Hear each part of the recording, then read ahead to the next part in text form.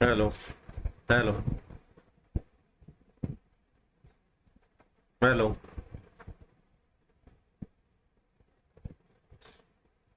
कैसे हो दोस्तों? राजस्थान सेवा नियम की यात्रा को अपन आगे बढ़ाते हैं। राजस्थान सेवा नियम नियम संख्या 96 तक अपन ने कंप्लीट कर लिया था पीछे के क्लास में। अब अपन नियम संख्या 97 से लेके आगे की प्रक्रिया को पूरा करेंगे धीरे धीरे। दोस्तों, समय अभाव था, अपन ने जूनियर अकाउंटेंट का कार्य थोड़ा सा लेट प्रारंभ किया। अन्यथा दोस्तों मैं आपको सेकंड पेपर पूरा निःशुल्क करा देता। और दोस्तों इतना विश्वास दिलाता हूँ, मैं सेकंड पेपर पूरी मेहनत के साथ करवाता आपको, और मेरी मेहनत में कहीं कमी नहीं रहती। लेकिन दोस्तों क्षमा चाहूंगा, समय कम था, समय अभाव है, इसलिए मैं पूरा पेपर नहीं करा पाया। लेकिन मैं राजस्थान सेवा नियम JF&AR यानी कि सामान्य वित्तीय लेखा नियम और राजस्थान सेवा नियम यानी 25-25-50 क्वेश्चन, और दोस्तों 25 क्वेश्चन ऑडिट के, 50 और 25 75 क्वेश्चन में दोस्तों आपको मेरे पढ़ाए हुए में से दोस्तों अधिकतम मिल जाएगा, और इससे बाहर आपको पढ़ने की आवश्यकता भी नहीं है। और दोस्तों राजस्थान सेवा नियम और सामान्य वित्तीय लेखा नियम दोस्तों किसी भी टीचर ने ऐसा नहीं पढ़ा रखा, ऐसा पढ़ाया है, कोशिश की है, मैंने प्रयास किया है।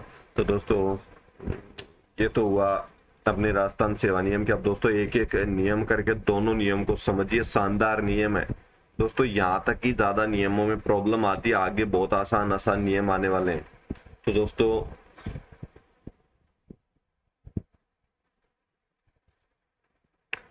सबसे पहले क्या करें, आप स्क्रीनशॉट ले लें। नियम संख्या 97 के पेज नंबर 1 है ये, page number 2, page number 3, page number 4, page number 5, page number 6,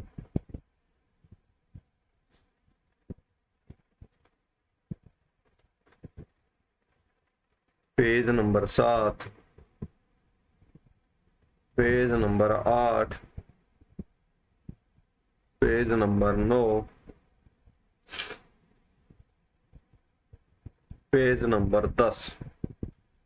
दोस्तों यहाँ तक आपने स्क्रीनशॉट ले लिया होगा। 10 पेज है इस नियम, इन दो नियमों के। दोस्तों अपन इन दोनों नियमों के एक एक पॉइंट को समझेंगे, ज्यादा अधिक समय नहीं लूंगा ना आवश्यक रूप से, मैं सीधे अपनी पॉइंट टू पॉइंट बातों पे आते हैं। दोस्तों आपने यहाँ तक स्क्रीनशॉट ले लिया होगा, पेज 10 पेज है इसमें। दोस्तों नियम संख्या 97 दोस्तों, सबसे पहले तो आपको हेडिंग याद होना चाहिए कि किसके संबंध में आपसे सीधा क्वेश्चन सबसे पहले यहीं से उठता है। कोई भी क्वेश्चन होता है वो सीधा क्वेश्चन सबसे पहले नियम संख्या और उसके हेडिंग से उठता है। तो प्रत्येक अवकाश के लिए दिए अवकाश की राशि के संबंध में, प्रत्येक प्रकार के अवकाश के संबंध में देय राशि के संबंध में कौन सा नियम है, तो नियम संख्या 97 है। 97 क्या कहता है दोस्तों? ये कहता है उपार्जित अवकाश है। दोस्तों मान लीजिए किसी कर्मचारी ने क्या लिया, उपार्जित अवकाश लिया।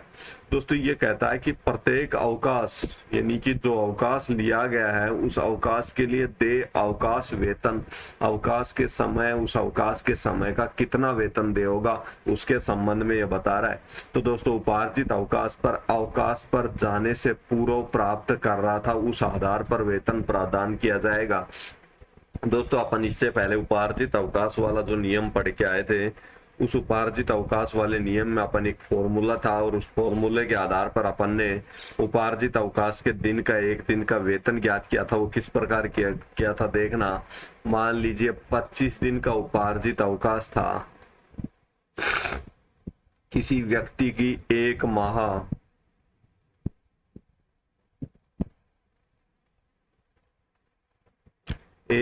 का वेतन इस प्रकार से अपन करके आए थे, बटे में 30। तो ये एक दिन का वेतन आ गया गुणा में उपार्जित अवकाश।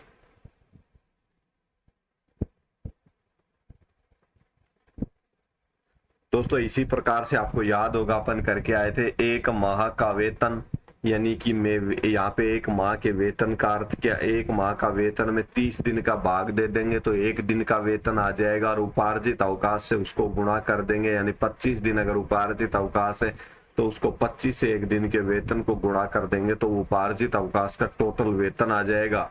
और यहाँ एक माह के वेतन से क्या अर्थ लगाया था अपन ने दोस्तों, आपको याद होगा, एक माह के वेतन से अर्थ लगाया था मूल वेतन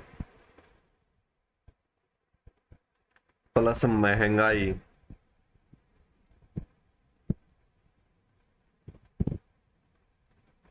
भत्ता।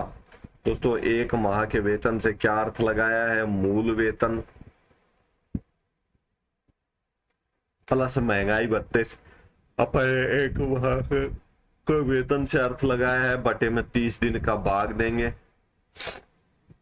तो दोस्तों ये क्या हो गया, एक माह का वेतन बटे में 30 इंटू उपार्जित अवकाश से गुणा कर देंगे, मूल वेतन इंटू महंगाई भत्ता। ये हो गया दोस्तों अपना एक। तो दोस्तों इस प्रकार से अपन निकाल रहे थे। तो यहाँ पे उपार्जित अवकाश पर जाने से पूर्व जो वेतन प्राप्त कर रहा था उसके आधार पर इस प्रकार से गणना करेंगे। ये फॉर्मूला अपन पहले पढ़ के आ चुके हैं।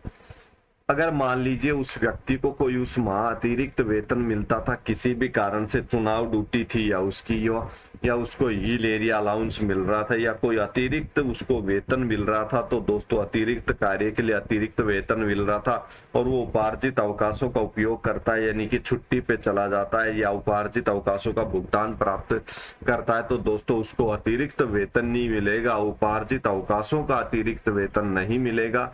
दोस्तों ये हो गया अपना नियम संख्या 97 का एक पॉइंट। दूसरा है अर्ध वेतन अवकाश या अदेय अवकाश। दोस्तों जहां पे अर्ध वेतन आ जाए तो ये मान के चलना है कि प्रतिदिन के जो वेतन मिलता है उसका आधा वेतन, यानी 1/2 वेतन मिलेगा। अर्ध वेतन अवकाश लेगा तो आधा वेतन मिलेगा, उपार्जित अवकाश लेगा पूरा वेतन मिलेगा। एक दिन का जो बनता है उस आधार पे जितने दिन उपार्जित अवकाश है। और अर्ध वेतन अवकाश में अधिकतम कितने रुपए मिल सकते हैं दोस्तों, अधिकतम 59,000 रुपीज मिल सकते हैं, यानी कि अधिकतम 59,000 रुपए मिल सकते हैं दोस्तों। अधिकतम 59,000 रुपए मिल सकते हैं, 59,000 रुपीज मिल सकते हैं दोस्तों, 59,000 रुपए मिल सकते हैं दोस्तों। ये हो गया अर्ध वेतन अवकाश। दोस्तों 2 पॉइंट हुए यहाँ पे, दोनों पॉइंट को आप कैसे याद रखें, सबसे पहले तो आप याद रखें नियम संख्या 97 किसके संबंध में है, प्रत्येक अवकाश के लिए देय अवकाश वेतन के संबंध में। उपार्जित अवकाश में कितना वेतन मिलेगा, पूरा वेतन मिलेगा। कितने दिन का, जितने दिन के उपार्जित अवकाश होंगे। जिस दिन वो उपार्जित अवकाश पर जाता है उस दिन का हिसाब से जो वेतन है उसके आधार पर गणना की जाएगी। ये पॉइंट याद हो गया होगा। अतिरिक्त अगर कोई वेतन मिल रहा था तो उपार्जित अवकाश का अतिरिक्त वेतन नहीं मिलेगा। अर्ध वेतन अवकाश या अदेय वेतन अवकाश बोले तो आधा वेतन मिलेगा, आधा वेतन मिलेगा। अधिकतम कितने रुपए मिल सकता है, 59,000 रुपए तक अधिकतम इतने रुपए मिल सकता है, इससे अधिक नहीं मिलेगा। दोनों पॉइंट याद हो गए होंगे ऐसी मैं आपसे उम्मीद रखता हूँ। रूपांतरित अवकाश दोस्तों उपार्जित अवकाश के समान होते हैं। ये रूपांतरित अवकाश रूपांतरित अवकाश में क्या किया जाएगा, उपार्जित अवकाश के समान वेतन मिलेगा। किस प्रकार से होता है दोस्तों, ये मान लीजिए किसी व्यक्ति को 20 दिन के क्या मिलते हैं, अर्ध वेतन अवकाश मिलते हैं दोस्तों। 20 दिन तक का अर्ध वेतन अवकाश मिलता है तो इसको पूर्ण वेतन अवकाश में रूपांतरित करेंगे।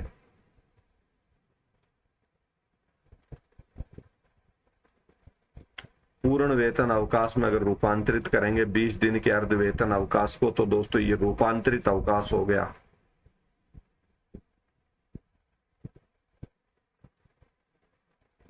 और दोस्तों 20 दिन के अर्ध वेतन अवकाश को रूपांतरित करेंगे पूर्ण वेतन अवकाश में तो 10 दिन के पूरे वेतन के बराबर ये वेतन हो जाएगा। तो दोस्तों मान लीजिए किसी कर्मचारी को 20 दिन का आधा आधा वेतन मिलता है, तो दोस्तों पूरा वेतन कितने दिन का हो गया, 10 दिन का हो गया। तो ये अपन रूपांतरित कर दिया गया पूर्ण वेतन अवकाश में, तो ये दोस्तों 10 दिन का हो गया। तो दोस्तों इसमें पूरा वेतन कब कितने दिन का मिलेगा, 10 दिन का। तो उपार्जित अवकाश के समान उपार्जित अवकाश में कैसा वेतन मिलता है, पूरा वेतन मिलता है, पूरा वेतन मिलता है उपार्जित अवकाश का। तो इसी प्रकार से रूपांतरित अवकाश का पूछे तो अर्जित अवकाश के समान वेतन मिलता है। अर्ध वेतन अवकाश का पूछे तो आधा। असाधारण अवकाश में आप सबको पता होगा अवकाश वेतन देनी होता है दोस्तों। असाधारण अवकाश लेगा कोई व्यक्ति तो उसको कोई वेतन नहीं मिलता, नॉन पेमेंट होता है, नॉन पे होता है। उसमें विश्राम काल में दायित्व के समान वेतन मिलता है दोस्तों। विश्राम कालीन विभाग कौन कौन से होते हैं अपन ये पढ़ के आए। अपना विद्यालय होता है पॉलिटेक्निक महाविद्यालय, कला वाणिज्य महाविद्यालय, कला विज्ञान महाविद्यालय, तो ये सब अपने कैसे हैं विश्राम कालीन विभाग है। इसके अलावा दीवानी न्यायालय से संबंधित भी विश्राम कालीन विभाग है। अन्य किसी विभाग को राज्यपाल अगर विश्राम कालीन विभाग घोषित करे, यानी कि जिनमें एक निश्चित टेनओवर तक छुट्टियां रहती हैं, जैसे विद्यालय में ग्रीष्मकालीन अवकाश होता है, शीतकालीन अवकाश होता है, इसलिए इसको विश्रामकालीन विभाग बोलते हैं। तो दोस्तों इस पे कर्तव्य के समान वेतन मिलता है, यानी कि छुट्टियों का पूरा वेतन मिलता है। जो कर्तव्य के समान वेतन मिलता है। अस्थायी कर्मचारी और विश्रामकालीन विभाग में अध्यापन कार्य करा रहा है तो विश्राम काल में वेतन दोस्तों अगर 1 वर्ष के लिए वो उसको नियुक्त किया गया है, पूरे 1 वर्ष के लिए नियुक्त किया गया है, उस 1 वर्ष के बीच में मध्य में क्या आता है, विश्राम काल आता है, तो उसको विश्राम काल का भी वेतन मिलेगा अस्थायी कर्मचारी को। यदि उसको एक सत्र के लिए नियुक्त किया गया तो जैसे ही सत्र समाप्त होगा, सत्र के लिए नियुक्त किया गया, सत्र समाप्त होगा तो विश्राम काल का वेतन नहीं मिलेगा। तो दोस्तों ये हो गया अस्थायी कर्मचारी के संबंध में। अब दोस्तों यहाँ तक का नियम आपको एक बार 2 ही सेकंड में रिवीजन करा दूंगा दोस्तों, 2 सेकंड से अधिक समय नहीं लगेगा। तो दोस्तों नियम संख्या 57 किससे संबंधित है, प्रत्येक अवकाश के लिए देय अवकाश वेतन के संबंध में, यानी कि प्रत्येक प्रकार का जब कर्मचारी अवकाश लेगा या वो अवकाश नहीं लेगा, अवकाशों को इकट्ठा करेगा तो उसको क्या क्या वेतन मिलेगा। तो दोस्तों उपार्जित करेगा, अवकाश कमाएगा तो उन अवकाशों का उसको पूरा वेतन का भुगतान किया जाएगा। और किसके आधार पर, उपार्जित अवकाश के वेतन का, जिस दिन वो अवकाश पर जाता है उस दिन के वेतन के आधार पर उसकी गणना की जाएगी। अर्ध वेतन अवकाश में दोस्तों आधा वेतन मिलेगा, ये नियम ये कहना चाह रहा है। और अधिकतम कितना मिलेगा, 59,000 तक मिलेगा। तीसरा पॉइंट क्या है दोस्तों, रूपांतरित अवकाश में कितना वेतन मिलेगा, दोस्तों पूरा वेतन मिलेगा। अर्ध वेतन से पूर्ण वेतन अवकाश में रूपांतरित कर रहे अवकाश को तो पूरा वेतन मिलेगा 10 दिन का।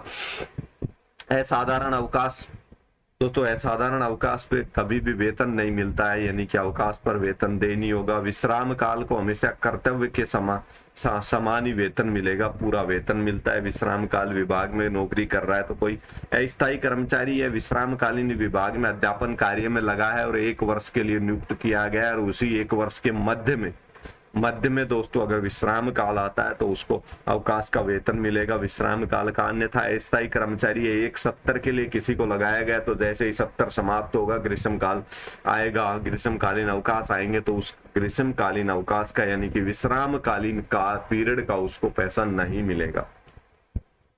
अब दोस्तों पेंशन के पश्चात पुनः नियुक्त अधिकारी है तो अवकाश वेतन प्राप्त कर सकेगा। पेंशन आ गया और वापस से उसको नियुक्ति की गई है तो वो भी अवकाश वेतन प्राप्त कर सकेगा। अब दोस्तों ये तो हो गया अपना नियम संख्या 97। नियम संख्या 98 क्या है, विलोपित है, अपने नियमों में से हटा दिया गया है। नियम संख्या 99 विशेष असमर्थता अवकाश। दोस्तों ये विशेष असमर्थता अवकाश मिलेगा कब, 99 दोस्तों, 99 हो गया दोस्तों, दोनों पैर क्या हो गए, लंगड़े हो गए किसी के, यानी कि दोनों पैर कट गए किसी के, तो दोस्तों ये क्या हो गया, असमर्थता हो गया। 99 हो गया दोस्तों, दोनों कट गए पैर, 99 हो गया, यानी कि पैर ऐसे हो गए, मुड़ गए किसी के पैर, तो 99 याद रख सकते हो। इस प्रकार से दोस्तों ये सब बातें मैं याद रखने के लिए बोल रहा हूँ। नियम संख्या 99 किसके संबंध में, तो दोस्तों याद रखना विशेष असमर्थता अवकाश। ये विशेष असमर्थता अवकाश कब मिलेगा, दोस्तों उचित कर्तव्य पालन करते हुए चोट लग जाए, यानी कि ड्यूटी पर किसी कर्मचारी को ड्यूटी करते हुए क्या लग जाए, चोट लग जाए, और चोट लगने की वजह से उसको शरीर में कोई विशेष प्रकार की असमर्थता आ गई, यानी कि वो चलने में असमर्थ हो गया, वो अपनी नित्य क्रिया करने में असमर्थ हो गया, या कुछ भी ऐसी असमर्थता आ गई उसको, उसके हाथ काम नहीं कर रहे, उसके पैर काम नहीं कर रहे, कर्तव्य निष्पादन कर रहा था, ड्यूटी कर रहा था, ड्यूटी करते करते कोई दुर्घटना हुई और उसको चोट लग गई, तो ये विशेष असमर्थता अवकाश ले सकता है। दूसरा, राजकीय स्थिति के कारण उसकी नौकरी कुछ ऐसी थी जिसके कारण उसको चोट लग गई, तो भी असमर्थता अवकाश ले सकता है। निर्वाचन ड्यूटी के दौरान चोट लगने पर, दोस्तों वो चुनाव ड्यूटी में कहीं गया था और वहां पे दंगा हो गया। चुनाव में आपने पहले बहुत दंगे होते थे, आजकल तो दोस्तों सब लोग पढ़े लिखे हो गए, समझदार हो गए, नेता लोगों के चक्कर में अपना करियर कोई बर्बाद नहीं करता और अपने जीवन सबको अच्छा लगता है। तो दोस्तों पहले और नेता लोग तो फिर भी पीछे पर्दे के पीछे एक हो जाते हैं दोस्तों, जनता उनके लिए बूथ पर लड़ती है। तो दोस्तों ऐसी स्थिति पहले बनती थी। आजकल भी चुनाव के दौरान मान लीजिए सरपंच के चुनाव है, किसी भी प्रकार के चुनाव है और उसमें ड्यूटी के दौरान चोट लग गई, कैसे भी लग गई, चुनाव ड्यूटी पे जा रहा था, चुनाव ड्यूटी से आ रहा था, तो दोस्तों उसकी गाड़ी दुर्घटनाग्रस्त हो गई, यहाँ पे वहां पे कोई विवाद हो गया, विवाद के अंदर चोट लग गई, तो दोस्तों उसको जो असमर्थता हो गई, होने पर उसको जो अवकाश मिलेगा उसको विशेष असमर्थता अवकाश कहते हैं और ये नियम संख्या 99 के अंदर मिलेगा। अब दोस्तों अपन आगे बात करें कि ये देगा कौन और किस प्रकार प्राप्त होगा। तो दोस्तों जैसे ही असमर्थता हो उसके 3 महीने के अंदर सक्षम प्राधिकारी को कर्मचारी द्वारा रिपोर्ट भिजवाई जानी चाहिए, यानी कि जो कर्मचारी असमर्थ हो गया वो असमर्थ होने के 3 महीने के अंदर अंदर क्या किया जाएगा, वो सक्षम प्राधिकारी यानी कि जो प्राधिकारी उसको अवकाश देने के लिए सक्षम है उसके पास विशेष असमर्थता अवकाश के लिए रिपोर्ट भिजवाएगा। फिर वो सक्षम प्राधिकारी क्या करेगा, उस रिपोर्ट को देखेगा, अगर संतुष्ट हो गया तो अवकाश स्वीकृत कर देगा उसको। कौन से अवकाश, नियम संख्या 99 के अनुसार विशेष असमर्थता अवकाश स्वीकृत कर देगा। क्या कर देगा दोस्तों, स्वीकृत कर देगा, यानी कि उसको अवकाश दे देगा, छुट्टी दे देगा। अवकाश किस आधार पे दिया जाएगा दोस्तों, चिकित्सा मंडल का प्रमाण पत्र यानी कि मेडिकल बोर्ड का प्रमाण पत्र। एक चिकित्सक से बनाया हुआ प्रमाण पत्र मान्य नहीं होगा, इसमें पूरे मेडिकल बोर्ड, और मेडिकल बोर्ड में 2 से 3 चिकित्सक होते हैं दोस्तों, 2 या 3 चिकित्सक होते हैं, उनके द्वारा बनाए गए प्रमाण पत्र के आधार पर यह अवकाश दिया होगा। तो अधिकतम 14 माह तक, अधिकतम दोस्तों 24 माह तक यह अवकाश दिया होगा। 24 महीने तक अधिकतम असमर्थता अवकाश ले सकता है चिकित्सा मंडल के प्रमाण पत्र के आधार पर, यानी कि मेडिकल बोर्ड के प्रमाण पत्र के आधार पर ही देय होगा। अब दोस्तों आगे देखते हैं, यह अवकाश अन्य अवकाश के साथ लिया जा सकता है। दोस्तों अब तक अपन जो भी अवकाश पढ़ते आ रहे हैं वो किसी भी प्रकार के अवकाश के साथ लिए जा सकते हैं, यानी कि 15 दिन का उपार्जित अवकाश ले ले, 15 दिन का विशेष असमर्थता अवकाश ले ले, 15 दिन का अर्ध वेतन अवकाश ले ले। कर्मचारी की इच्छा पर वो किसी भी प्रकार के अवकाश के साथ में इन अवकाशों को ले सकता है। ये सब में लागू हो रही है, ये लाइन सभी प्रकार के अवकाशों में लागू हो रही है। सभी प्रकार के अवकाश किसी भी अन्य अवकाश के साथ में लिए जा सकते हैं। विशेष असमर्थता अवकाश एक से अधिक अवसर पर भी लिए जा सकते हैं। मान लीजिए अधिकतम 14 माह तक के विशेष असमर्थता अवकाश ले सकता है। विशेष असमर्थता कौन सी होती है, जो चुनाव के दौरान उसको चोट लग गई, ड्यूटी करते समय चोट लग गई, ऐसी स्थिति विशेष असमर्थता। 24 माह तक दोस्तों कोई कर्मचारी 12 माह का अवकाश लेता है और क्या हो जाता है, ठीक हो जाता है। 12 माह के अवकाश लेता है और इलाज कराता है। दोस्तों क्या करवाता है, इलाज करवाता है और क्या हो जाता है, ठीक हो गया कोई कर्मचारी 12 माह में। लेकिन दोस्तों अचानक से 6 माह बाद उसको वापस से जो प्रॉब्लम पहले थी वो वापस हो गई। कैसे हो गई वापस दोस्तों, कुछ शरीर में कुछ भी चेंजमेंट हुए और उसकी वजह से, मान लीजिए किसी व्यक्ति के पैर में इतना दर्द था कि वो खड़ा होकर नहीं चल सकता था किसी चोट की वजह से, और वो 12 महीने तक इलाज करवा के ठीक हो गया, और वो चुनाव ड्यूटी के दौरान उसको चोट लगी थी तो और वो ठीक हो गया, 12 माह में ठीक हो गया। लेकिन दोस्तों 6 महीने बाद अभी स्थिति वापस से ऐसी उत्पन्न हुई कि वो वापस से उसके पैर में प्रॉब्लम आ गई, या दोस्तों किसी को पैरालाइज हो गया, मान लीजिए चुनाव ड्यूटी के दौरान किसी को पैरालिसिस हो गया, या किसी को कर्तव्य निष्पादन के दौरान किसी को हार्ट अटैक आ गया, और दोस्तों वो इलाज करवा के ठीक हो गया, लेकिन उसको कोई भी असमर्थता हो गई दोस्तों। मान लीजिए माइंडली थोड़ा डिस्टर्ब हो गया, चुनाव ड्यूटी के दौरान उसके माइंड में चोट लगी, डिस्टर्ब हो गया, 6 महीने 12 महीने में वो इलाज करा के ठीक हो गया। मतलब कोई भी प्रकार की उसको परेशानी हुई, वो ठीक हो गया इलाज करा के, लेकिन वो परेशानी वापस उत्पन्न हो गई। दोस्तों शरीर में परेशानी वापस उत्पन्न हो सकती है। मान लीजिए माइंडली रूप से वापस से डिस्टर्ब हो गया, तो दोस्तों 6 माह वापस डिस्टर्ब हो गया, 6 माह बाद 12 माह में ठीक हो गया इलाज करा के, वापस डिस्टर्ब हो गया और उसको 24 माह तक वो अवकाश ले सकता है, विशेष असमर्थता अवकाश। तो दोस्तों वो वापस 6 माह ड्यूटी करने के बाद वापस से वो असमर्थता, विशेष असमर्थता अवकाश वापस से ले सकता है। समझ में आया नहीं आया तो दोस्तों एक बार ध्यान से सुनना, दोस्तों थोड़ा सा मन लगाओ पढ़ाई में। दोस्तों शुरू से सुनना एक बार, जो मैं बात बोल रहा हूँ आपको अगली लाइन समझने में आसानी रहेगी। 12 महीने तक कोई कर्मचारी क्या करता है, इलाज लेता है, ठीक हो जाता है। 6 महीने फिर वो ठीक होने के बाद ड्यूटी करता है, लेकिन वापस से वही स्थिति उत्पन्न हो गई जो इलाज लेने से पहले उसके शरीर में थी। तो दोस्तों वो विशेष असमर्थता अवकाश दोबारा से ले सकता है। 12 महीने पहले ले लिए थे, 12 माह शेष है, दोबारा वो असमर्थता अवकाश ले सकता है। तो एक से अधिक अवसर पर भी स्वीकृत किए जा सकते हैं। जैसे असमर्थता तीव्र हो गई हो, असमर्थता में तीव्रता आ गई हो तो स्वीकृत किया जा सकता है। असमर्थता अवकाश एक से अधिक बार स्वीकृत किया जा सकता है। एक प्रकार की असमर्थता पर एक अवकाश दे, यानी कि 24 माह। दोस्तों किसी कर्मचारी को मान लो पैर में चोट लग गई, उसको 24 माह तक का अधिकतम असमर्थता अवकाश ले सकता है, लेकिन वो वापस पे कर्तव्य पे गया और उसको वापस से चोट लग गई और अब की बार उसके माइंड में कोई प्रॉब्लम हो गई, माइंड में चोट लगी, माइंड में कोई प्रॉब्लम हो गई, तो दोस्तों ऐसी स्थिति में वो अलग से एक प्रकार की असमर्थता के लिए एक प्रकार अवकाश, अलग से दूसरे प्रकार की माइंड की उसको क्या हो गई, असमर्थता हो गई ड्यूटी के दौरान वापस से, तो दोस्तों वो 24 माह के अलग से अवकाश ले सकता है। तो एक प्रकार की असमर्थता के लिए एक बार 24 माह का अवकाश, और दूसरी बार कोई असमर्थता हो गई तो अलग से। तो असमर्थता अवकाश अवधि पेंशन की अवधि में मानी जाएगी। दोस्तों ये 24 माह अधिकतम अवकाश मिलेगा उसको। असमर्थता अवकाश अवधि पेंशन की गणना में गिनी जाएगी, यानी पेंशन की काउंटिंग करते समय ये 24 महीने जो असमर्थता अवकाश में वो छुट्टी पर रही, ये भी इनकी भी काउंटिंग की जाएगी। अब असमर्थता अवकाश में वेतन मिलेगा नहीं मिलेगा, क्या स्थिति उत्पन्न हो गई 24 माह तक। दोस्तों कोई कर्मचारी 24 माह तक असमर्थता अवकाश ले सकता है, और इस 24 माह के अंदर उसको दोस्तों मिलेगा या नहीं वेतन की, इसकी स्थिति क्या है वो अपन देखते हैं। तो दोस्तों प्रथम 120 दिन में उसको उपार्जित अवकाश के समान वेतन मिलेगा। अभी 120 दिन के बाद में उसको अर्ध वेतन अवकाश के समान, यानी कि आधा वेतन मिलेगा। तो दोस्तों याद रखना 24 माह उसको कैसे अवकाश मिलेगा, 120 दिन की तो पूरी तनख्वाह मिलेगी उसको अवकाश पर रहते हुए भी असमर्थता अवकाश की स्थिति में, और 120 दिन के बाद के अवकाश पर उसको क्या मिलेगा, आधा वेतन मिलेगा। अब ये दोस्तों आधा वेतन मिल रहा है और वो अपने उपार्जित जो उसने अवकाश कमा रखे हैं उनको समर्पित करके आधी संख्या में दोस्तों पूर्ण वेतन भी प्राप्त कर सकता है, ये इसके पास ऑप्शन है। तो दोस्तों ये 120 दिन बाद जो आधे वेतन मिलेगा उसको 1/2 वेतन मिलेगा।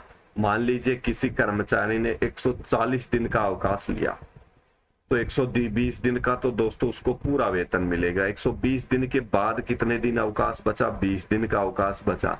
इस 20 दिन का उसको कैसा वेतन मिलेगा दोस्तों, आधा वेतन मिलेगा। उस 20 दिन का कैसा वेतन मिलेगा दोस्तों, आधा वेतन ये मिलेगा, यानी कि 10 दिन के बराबर वेतन मिलेगा।